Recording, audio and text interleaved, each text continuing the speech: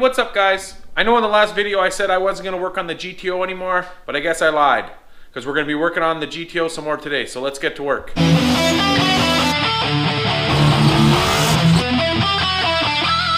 So I decided I was going to put the trunk lid back on. So I put the hinges back on and I put these springs back on so I could put the trunk lid on. And then I went to put the trunk lid, to grab the trunk lid, and I flipped it over and I noticed that there was a bunch of stuff that I haven't quite finished on it yet. All on the edge here, there's some light surface rust. You can see here, all up in here. Nothing crazy. There was a little body work that I had done. I think there was an emblem there that I filled the holes, little spot there. Otherwise, it's pretty good. So what I'm gonna do is I'm gonna wire brush out all the seam sealer, clean all this up good, clean the rust out. I'll use that rust converter stuff on it. And then I'll get some seam sealer. I'll seam seal it up so it's done. I mean, it's gonna have to come off again to get painted, but for right now, I just wanna get it on the car so I can start working on the front bumper. I picked up some epoxy, I guess. This is the stuff right here. Bumper repair kit. It's like a two-part epoxy stuff that's supposed to fill in the cracks and scratches and stuff in those kind of rubber flexible bumpers. So we're gonna give that a try. Get that front bumper ready. So yeah, we'll get the wire brush and get to work. Get my safety gloves on here because this wire brush can be a little crazy. What I got here is just like on a drill wire brush, and I'm just gonna go around here and clean out this and clean up the rust as much as I can. And then, like I said, I'll use that rust converter stuff on there to seal it up, just like I did on the inside edge of the trunk well there.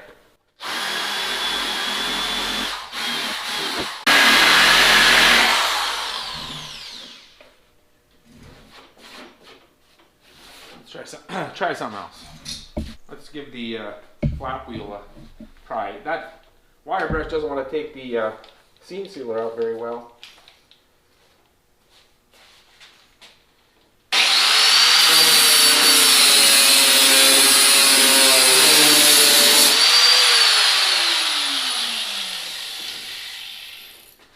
Well, that definitely worked a lot better. It really got into that crack good. So what I'm going to do is I'm just going to go around the whole jam, clean it all up, and then we'll be ready to put some of that rust converter on there. Alright, so I got it pretty nice actually.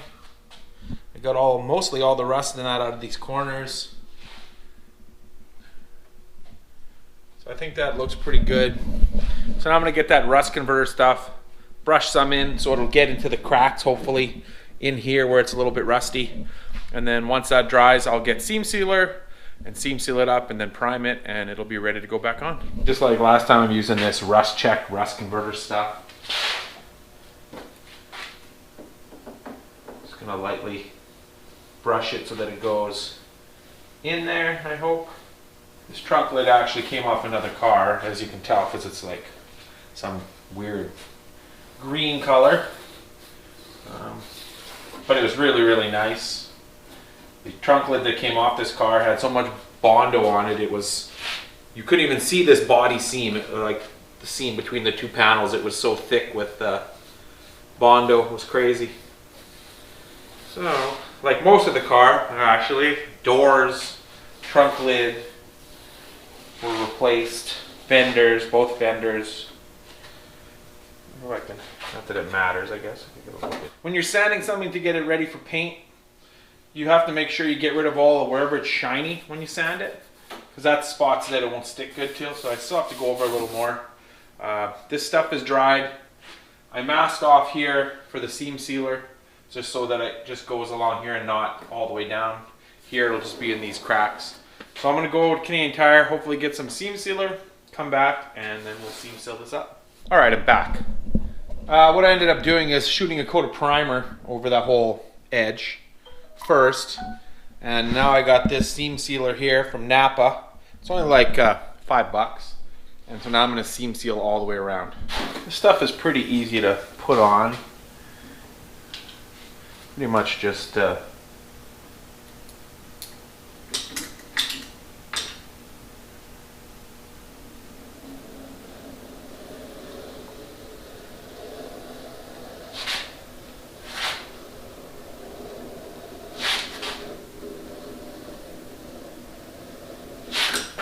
whoa, no.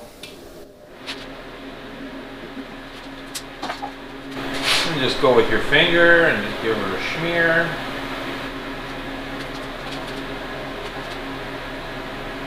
The stuff that you can paint over it, so it's not a big deal if you make it a little thicker or thinner, or, you know, you can paint right over it. So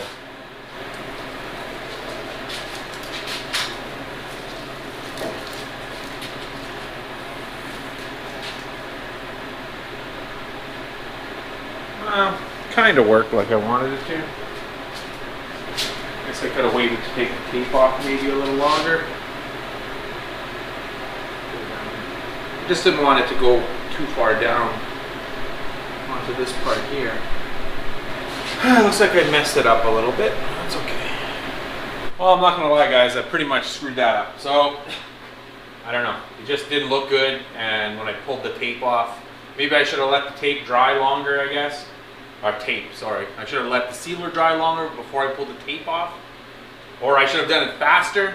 The heat's right here, maybe it dried it too fast. Maybe if I would have pulled it off when it was wetter, it would have went better. Anyways, I stripped it off, I re-primered it, I'm gonna let it dry, and then I'll redo the back part. The rest of it turned out really good. All this looks nice. Just the top there, bottom actually, turned out pretty crappy, so no big deal, redo it and it'll be all good. All right, so I got it done again. Still, I don't know, I didn't use the tape this time. It still turned out okay. I'll clean it up a little bit. There's a couple spots. I mean, it doesn't really matter. Once the trunk's on, you can't really even see that edge. And once it's painted, you definitely won't be able to really notice it. But it's sealed up good. And like I said, it sucks. The other three turned out really good. And this one just turned out kind of, I don't know. But once it's dry, I'll clean it up a little bit. And it should be good. But the trunk is actually good now. Ready to go back on the car. Ready to be painted pretty much. So we'll have to do that next once it dries, but I'm going for dinner now, so we'll pick this up in a little while. All right, so it's the next day. I got the trunk lid all ready to go back on the car. All that seam sealer's dry. So now I'm gonna attempt to put this on the car by myself. It shouldn't, I don't know, we'll see. It's kind of heavy. I should have maybe taken the spoiler off. Oh. What I did do is, the bolts that I'm using right now are not the right ones.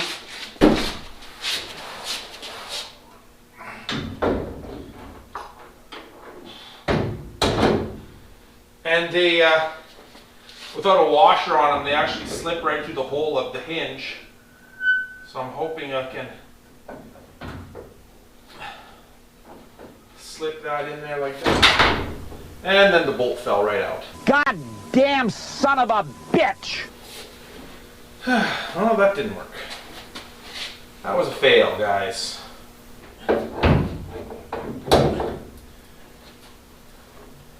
I obviously didn't thread it in far enough, but that's okay. We'll still get it. All right, so I got the trunk lid back on. It's gonna need fine tuning, but of course it's gonna need fine tuning when it gets painted and everything anyways, but it's on there for now.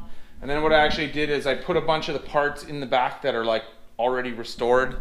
Pretty much just this box right here is full of some of the wiring and some assorted pieces. And that's pretty much all the parts that still need to be like cleaned up and painted and all that kind of stuff. Just cleaning up the garage. And I'm gonna end up pushing the car back over here, kind of where it was before, because I wanna get the S10 in here to start doing some work on it. So I figured I'd start doing that right now, just kind of get it moved over. But I am gonna start working on that front bumper, which is right down there. So I figured I'd do this moving stuff around first and then get to work on that. It's really easy to push the back of the car, but not the front.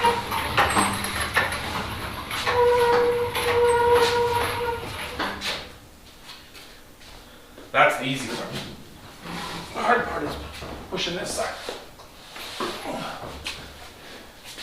Which I don't want to push on the ball on either.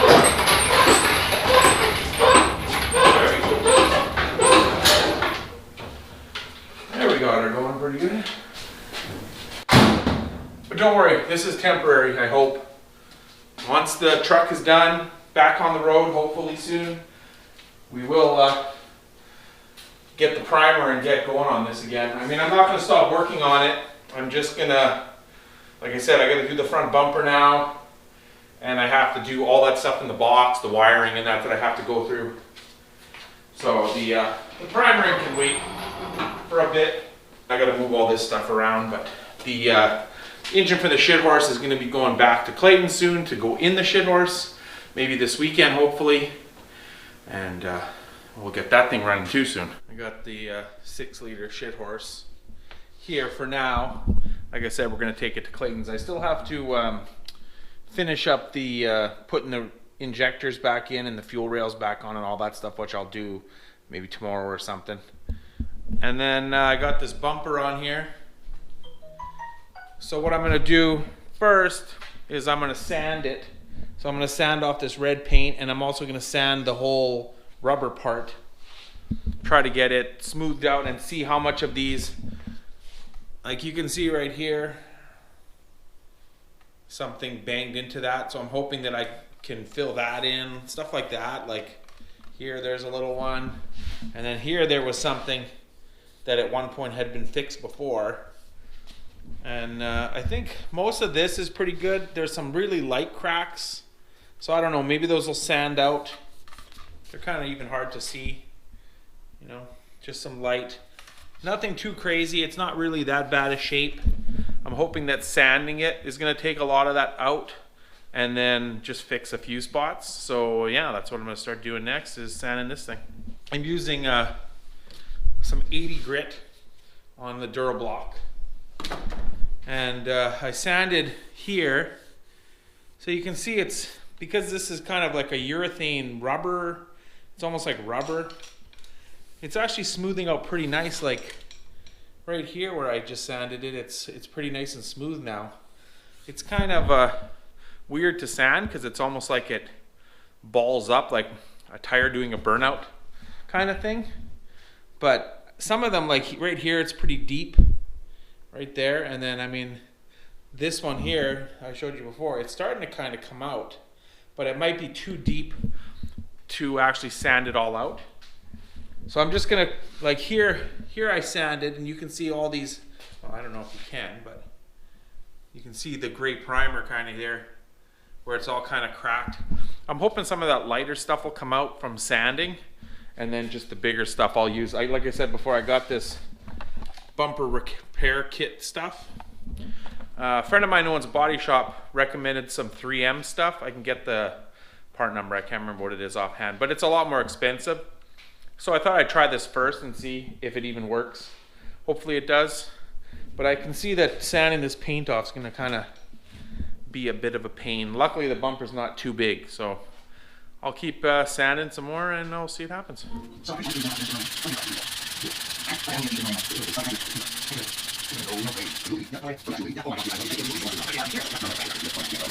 So here you can see I sanded, not very long, and a lot of those kind of cuts or cracks are disappearing. So I'm hoping that a lot of that'll come out. Like there's still kind of one right there and there, but right here it feels really good. And then there's one here that's kind of deep.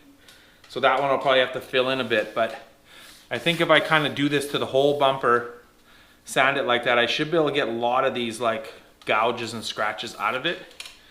I mean, down here, not as critical because you can't really see it. Down right here, this is actually really like wavy. It's actually kind of lifting from the metal a little bit, so I'll have to see if I can put some maybe epoxy or something in there. But, you know, the idea is to have the top as nice as possible and the bottom, you know, I'll try to get it. It's never going to be perfectly smooth because it's not metal or, you know, fiberglass, it's rubber. So, but yeah, I'm just going to keep sanding and see what happens.